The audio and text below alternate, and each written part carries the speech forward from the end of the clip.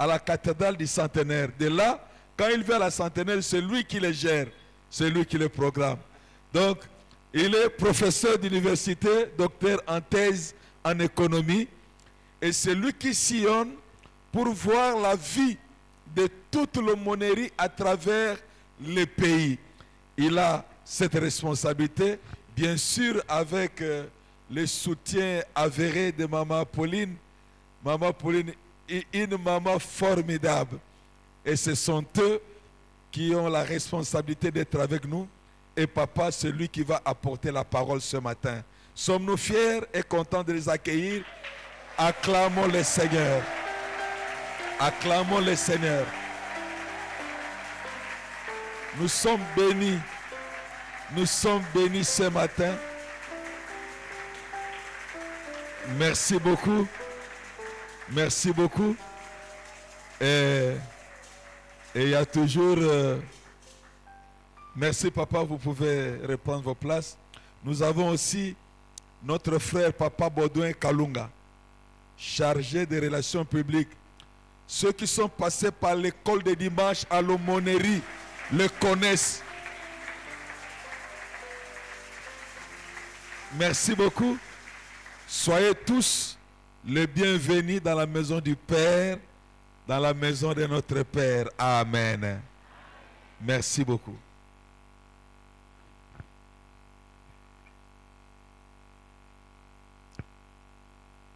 Nous pouvons acclamer encore le Seigneur, il est merveilleux. C'est une grâce pour nous. Alléluia.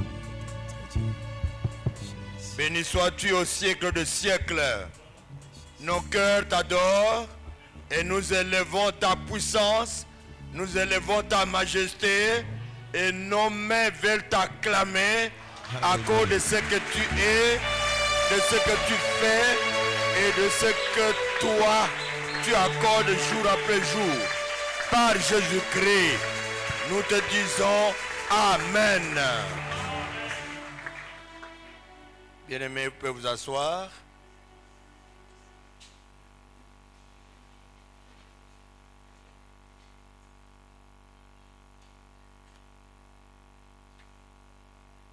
Deux petites choses avant de vous inviter à la lecture de la parole de Dieu. Nous venons de présenter les enfants au Seigneur. Bien-aimés, ce n'est pas une formalité. C'est un engagement formel devant Dieu. Ne posez pas cet acte dans la légèreté. Ne le faites pas.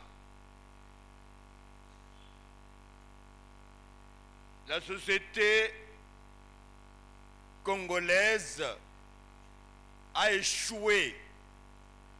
Vous le voyez. Les Chegues, enfants de route, et maintenant, Kuluna, et commence à tuer. Prenez ça au sérieux. Les parents, tenez à vos engagements. Tenez bien devant Dieu. Rappelez-vous. Deuxième chose, nous avons tout à l'heure déclaré notre foi chrétienne. Et quand nous déclarons notre foi, d'abord ce texte-là, il faut l'apprendre aux enfants. Par cœur. Les enfants doivent mémoriser ça. Ils n'auront plus besoin des écrans. Alors quand nous déclarons notre foi, il faut le faire avec conviction. C'est ce en quoi nous croyons. Si quelqu'un vous surprenait par une question, vous chrétiens, vous croyez à quoi? Cette confession-là vous dit tout. Donc ne faisons pas ça par complaisance. Dernier et troisième élément avant la lecture, vous complétez tout à l'heure l'aumônier, merci pour la présentation. Papa Mpéré est théologien et économiste de formation. Les deux. Une formation longue, mais ça valait la peine pour l'Église. En théologie, Avec l'ancien système, on paiera un diplôme de gradué en théologie, licence en théologie et une maîtrise en théologie. C'est en économie où je suis allé jusqu'au doctorat avec 4 diplômes. Donc, c'est important de le savoir. Je vous invite à lire avec moi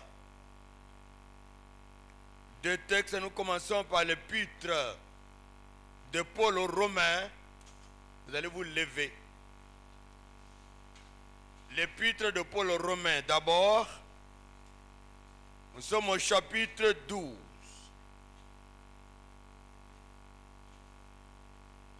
Nous lisons les 2 premiers versets. Romains 12, 1 à 2. Ensuite, nous lirons dans l'Évangile selon Matthieu. Ça sera la seconde lecture. 24, Matthieu au chapitre 24. Nous lirons du 3e au 8e verset. 3 à 8. Et nous allons sauter, nous prendrons le 15e verset. Matthieu, chapitre 24, ça sera la seconde lecture. Nous sommes au verset 3 jusqu'au 8e, du 3e au 8e. Et nous allons sauter pour aller au 15e verset. Nous reprenons le texte de Romains. Là, il est dit ceci.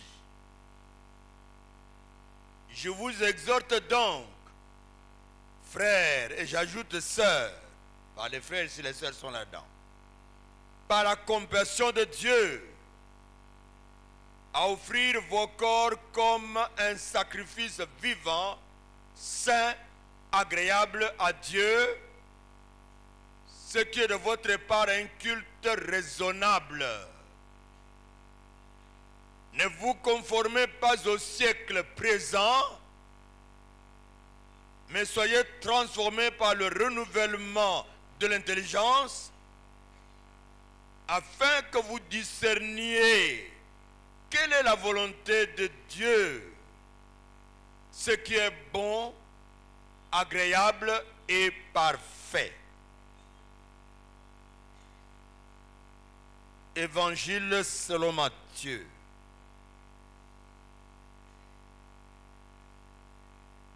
Nous commençons au verset 3, le chapitre 24, à partir du verset 3. Il s'assit sur la montagne des Oliviers, et les disciples vinrent en particulier lui faire cette question. Dis-nous quand cela arrivera-t-il et quel sera le signe de ton avènement et de la fin du monde. Jésus leur répondit,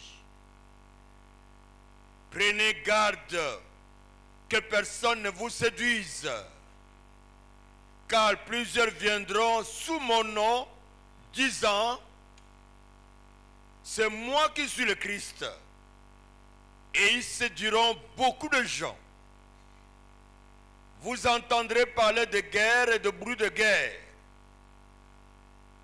Gardez-vous d'être troublés, car il faut que ces choses arrivent. Mais ce ne sera pas encore la fin. Une nation s'élèvera contre une nation, et un royaume contre un royaume. Il y aura en divers lieux des famines, des tremblements de terre. Tout cela ne sera que le commencement des douleurs. Le ciel et la terre passeront, dit le Christ, mes paroles ne passeront point. Amen. Veuillez vous asseoir.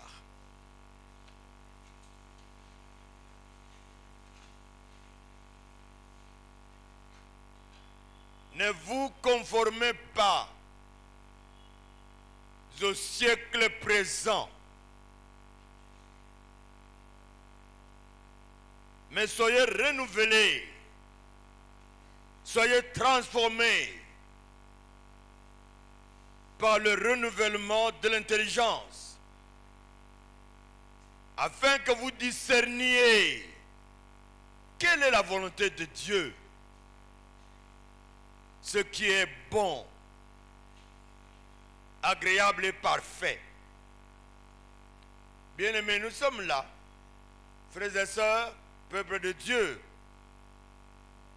devant une exhortation que l'apôtre Paul adresse ici, à son époque, aux chrétiens de l'église de Rome, et à travers ces chrétiens et chrétiennes, à nous aujourd'hui. Cette exhortation contient essentiellement deux éléments.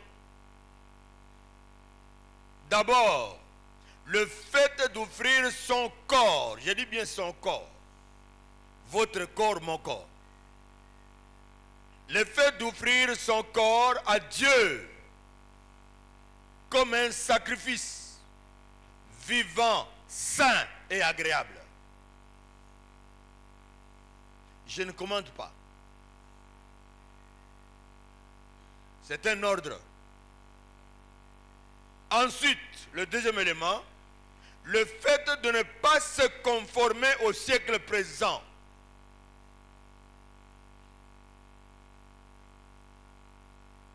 Ne pas se conformer au siècle présent, ce fait-là, mais plutôt d'être transformé par le renouvellement de l'intelligence.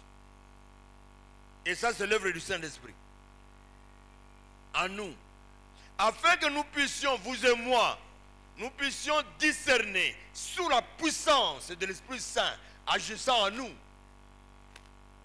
nous puissions discerner la volonté de Dieu, ce que Dieu veut que nous fassions.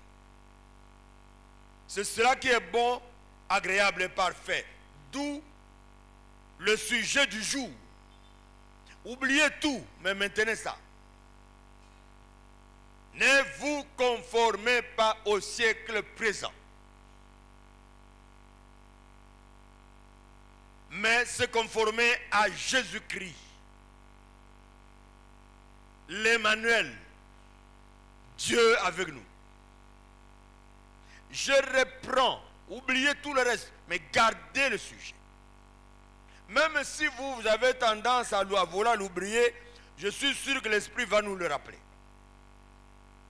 Ne vous conformez pas. Ça, c'est Dieu qui s'adresse à moi, au pasteur Carlos et à tout le monde qui est ici.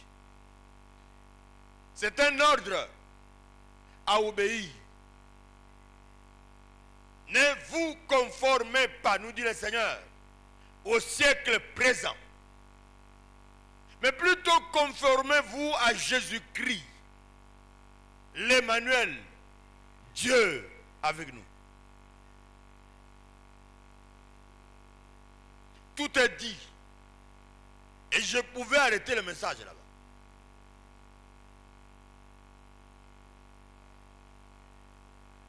J'ai dit c'est un ordre que moi et vous devons obéir. En effet, vous suivez bien, l'expression siècle présent veut dire ici le monde actuel, le monde tel qu'il paraît à nos yeux, avec ses valeurs. C'est ça le siècle présent. Le monde tel qu'il paraît à nos yeux aujourd'hui, avec ses valeurs, valeurs derrière lesquelles les humains, hommes et femmes, courent avec l'idée de trouver le bonheur. Le siècle présent, c'est le monde tel qu'il paraît à nos yeux aujourd'hui, avec ses valeurs, ses possessifs, les valeurs qui appartiennent au monde. Les valeurs derrière lesquelles les humains, c'est-à-dire hommes et femmes, courent, croyant trouver le bonheur. Malheureusement, nous le disons Malheureusement pour eux, c'est un bonheur sans bonheur.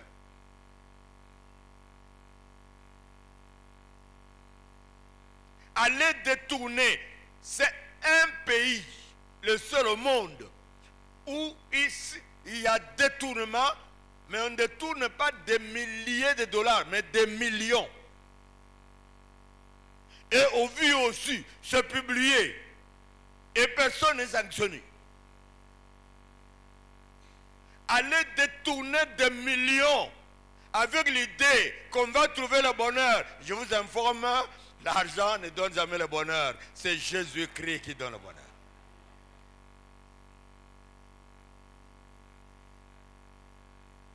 Notez bien ceci. Tout bonheur cherché en dehors de Dieu est un bonheur sans bonheur. Notez bien cela. Tout bonheur que les humains cherchent en dehors du Christ, c'est un bonheur sans bonheur, donc un bonheur sans Dieu.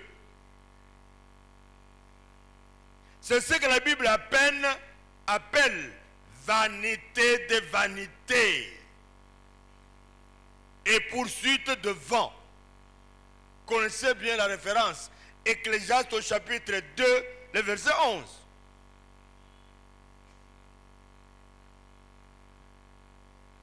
Le monde bien-aimé,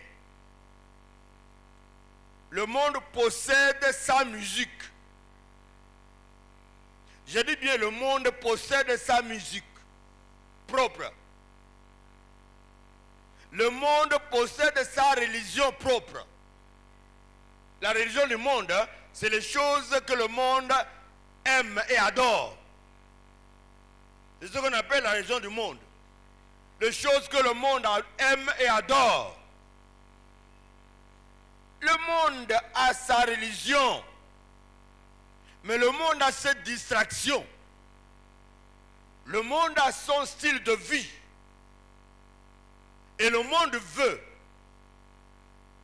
que moi et vous, nous puissions nous y conformer. Non. Dieu nous dit, ne vous conformez pas au siècle présent, mais à Jésus-Christ, l'Emmanuel, Dieu avec nous. Devons nous conformer à une seule personne, qui est le maître, le consommateur de notre foi, le chef de l'Église, Jésus-Christ. Bien-aimés, ce n'est pas parce que les autres, mes voisins, mes collègues de service détournent des millions que moi je dois le faire et que vous devez le faire. Non. C'est pourquoi l'ordre est fort et ferme. Ne vous conformez pas, ne le suivez pas. C'est parce que quelqu'un cherche un diplôme à travers les corruptions et que vous allez faire ça.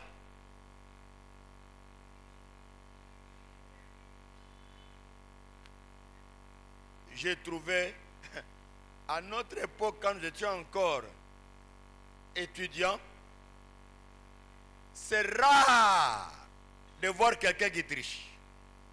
Mais alors il y avait quelqu'un, il était le seul, on était une cinquantaine dans l'auditoire, mais il était le seul à manifester l'intention de tricherie. Et le professeur le connaissait. Parce que c'était rare. Et le seul qui avait l'intention de tricher, le professeur le connaissait. On le suit de près. Quand il commence à bouger, on dit, vous voulez faire quoi? Il n'y a que lui, parce qu'on le connaissait. On a terminé, j'ai fait la gestion financière, on a terminé. Et tout de suite, engagé à la Banque centrale du Congo, la banque des banques. 3 mois après, on déniche qu'il est tricheur. La tricherie l'a suivi. Et il s'est retrouvé en dehors du système bancaire.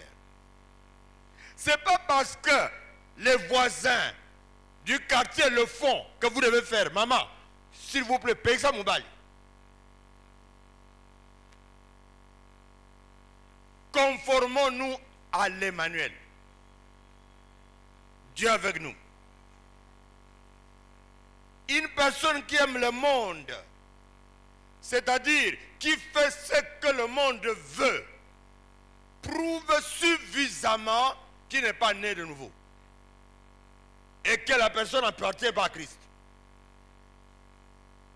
Quand l'Esprit de Dieu qui nous transforme, parce que la nouvelle naissance, c'est le travail, c'est la transformation opérée en nous par le Saint-Esprit. Et quand c'est fait, lui qui opère cette transformation, y habite. Et il nous fait plaire à la musique qui plaît au Seigneur. Et non à la musique du monde, impossible. Il n'y a pas quelqu'un qui est réellement né de nouveau et qui se plaît à la musique du monde. Ce n'est pas possible. C'est le signe qu'il n'est pas né de nouveau.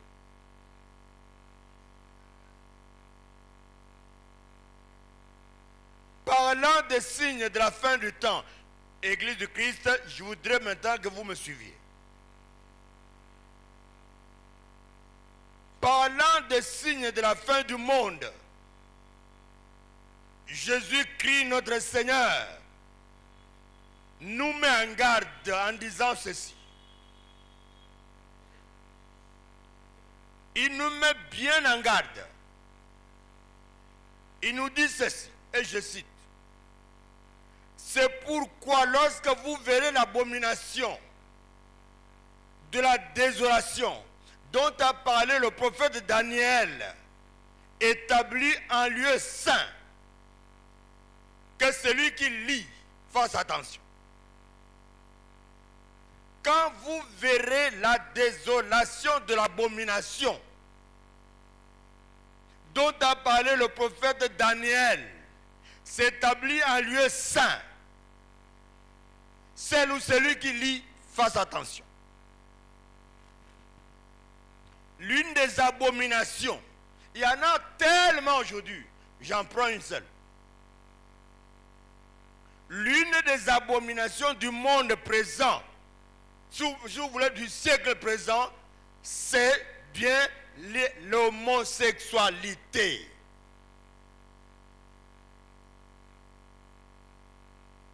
C'est l'une des abominations. L'homosexualité qui aujourd'hui est devenue un sujet d'actualité à travers le monde. Un sujet dont on parle dans les médias, dans la littérature. Un sujet présent dans les conversations, dans des bureaux, lors des recrutements.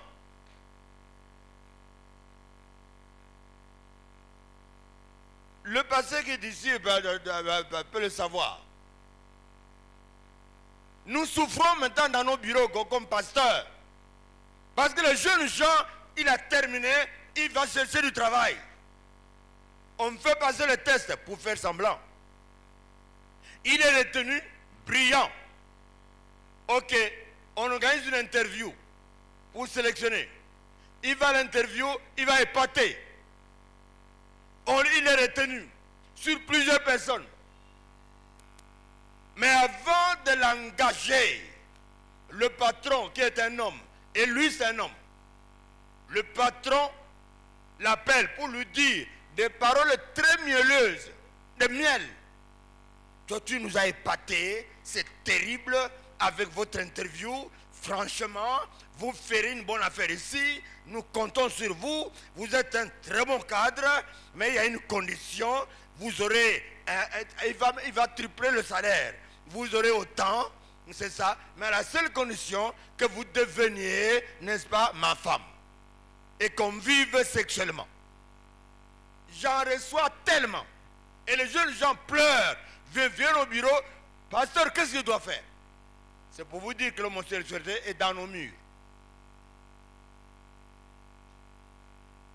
Ne dites pas que c'est une histoire loin. Non.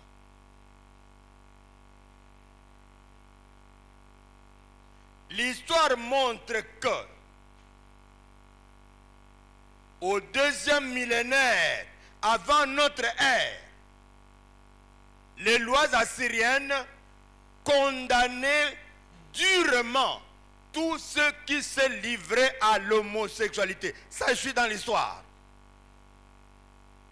au deuxième millénaire avant notre ère, l'homosexualité était déjà condamnée.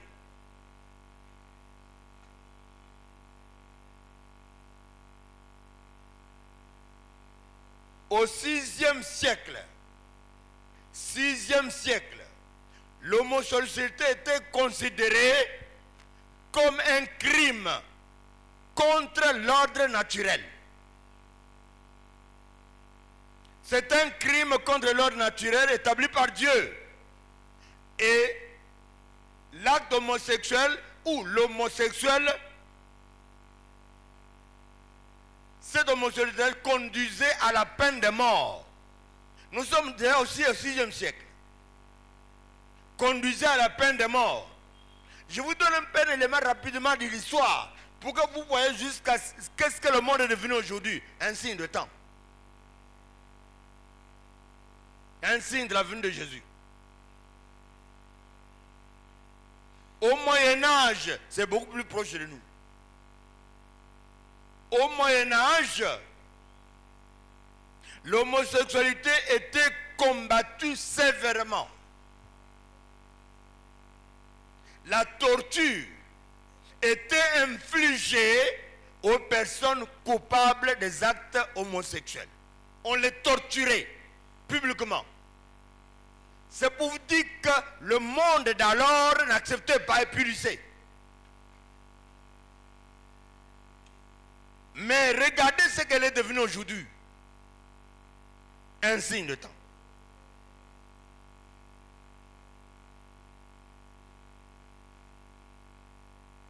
Dans la Bible, vous prenez bien ces références que je vais vous indiquer là. Dans la Bible, Dieu interdit formellement l'homosexualité. Voici ce que Dieu dit. Et je cite, « Tu ne coucheras point avec un homme comme on couche avec une femme. C'est une abomination. » Fin de citation. Je reprends la citation. « Tu ne coucheras point avec un homme comme on couche avec une femme. C'est une abomination. » Il y a lieu de comprendre l'inverse. Tu ne coucheras point avec une femme comme on couche avec un homme. Femme, femme. C'est une abomination. Lévitique. Le chapitre 18, le verset 22. Lévitique 18, 22. Toute relation sexuelle, homme avec homme, femme avec femme, constitue une abomination. C'est-à-dire un acte détesté par Dieu. Un acte odieux et impur aux yeux du Dieu 3 fois saint. Il est saint, saint, saint. Un homosexuel est une personne impure, odieuse aux yeux de Dieu.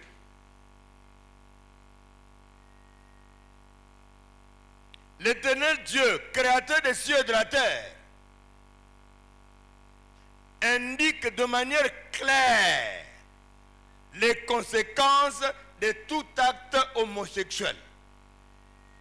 En disant ceci, et je cite, « Si un homme couche avec un homme comme on couche avec une femme, ils ont tous deux commis un acte abominable. Ils seront punis de mort. Et leur sang retombera sur eux-mêmes. » Lévitique chapitre 20, le verset 13. Lévitique 20, 13. Dans le Nouveau Testament,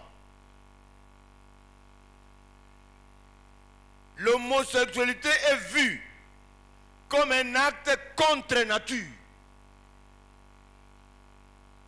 Un acte contre nature. Contre l'ordre naturel établi par Dieu en matière de sexualité. C'est-à-dire un acte non conforme à l'ordre institué par Dieu. Un acte honteux. Un acte répugnant. Ainsi, il est écrit ceci, et je vous cite. Car les femmes ont changé l'usage naturel en celui qui est de contre-nature. Et de même, les hommes, abandonnant l'usage naturel de la femme, se sont enflammés dans leurs désirs les uns contre les autres, commettant homme avec homme des choses infâmes et recevant en eux-mêmes le salaire qui méritait leur égarement. Fin de citation. Je suis dans Romains chapitre 1. Romains chapitre 1, le verset 25 à 27.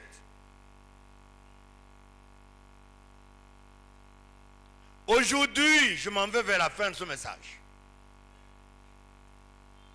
Et je vous rappelle le sujet que nous ne devons pas oublier. Dieu nous dit, ne vous conformez pas au siècle présent. Conformez-vous à Jésus-Christ, l'Emmanuel, Dieu avec nous. Aujourd'hui, dans le monde, comme nous le savons tous, beaucoup de pays,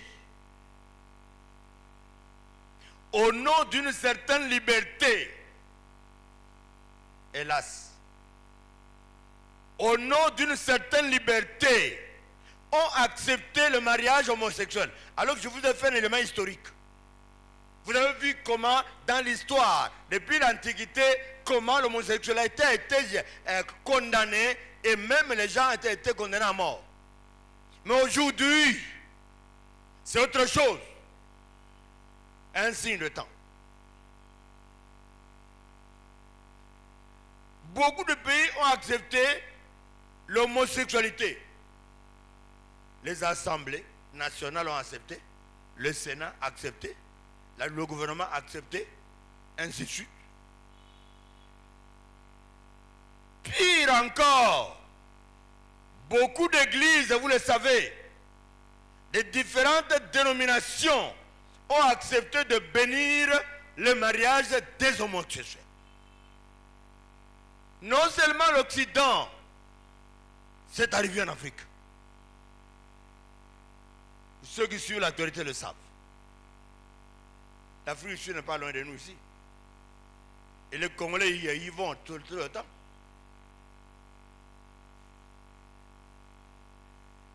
Quelle abomination! Un acte condamné depuis les temps antiques jusqu'au XVIe siècle.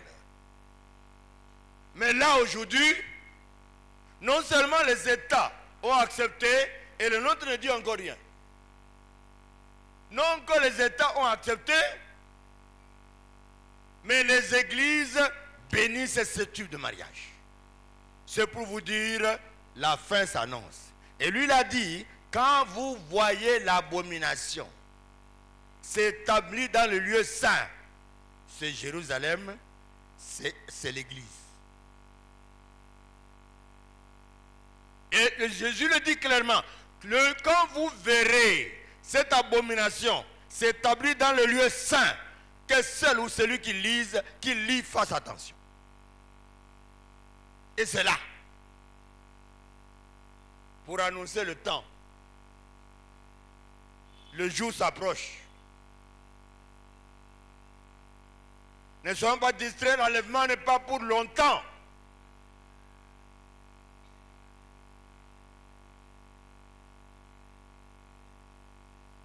Mes frères et sœurs, peuple de Dieu, vous qui nous suivez ici,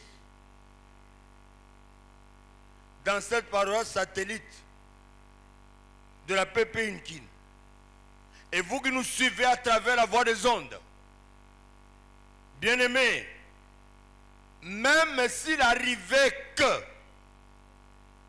les églises de la République démocratique du Congo acceptaient de bénir ce type de mariage, le mariage homosexuel, sachez-le bien, cela ne va jamais annuler la parole de Dieu. La parole de Dieu restera vraie.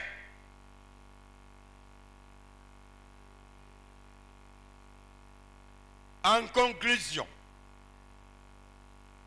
frères et sœurs, ne nous conformons pas au siècle présent. Le monde actuel passe et ses convoitises avec lui. Conformons-nous au Christ, notre modèle parfait. Et écoutez, pour que je termine, ce que déclarent les Écritures saintes. Suivez bien, et je vous donne la référence. Ne vous y trompez pas. Ni les impudiques, ni les idolâtres, ni les adultères, ni les efféminés, ni les infâmes, infâmes c'est homosexuel, ni les infâmes, ni les voleurs, ni les cupides. Quand quelqu'un détourne les millions, c'est la cupidité. Ni les cupides, ni les ivrognes, ni les outrageux, ni les ravisseurs, le kuluna, ni les ravisseurs n'hériteront le royaume des cieux. Fin de citation. 1 Corinthiens, un texte bien connu. 1 Corinthiens chapitre 6, le verset 9 à 10. 1 Corinthiens 6, 9 à 10. Frères et sœurs, peuple de Dieu, vous qui nous suivez là où vous vous trouvez, l'homosexualité est une abomination. Ainsi dit l'Éternel. Amen.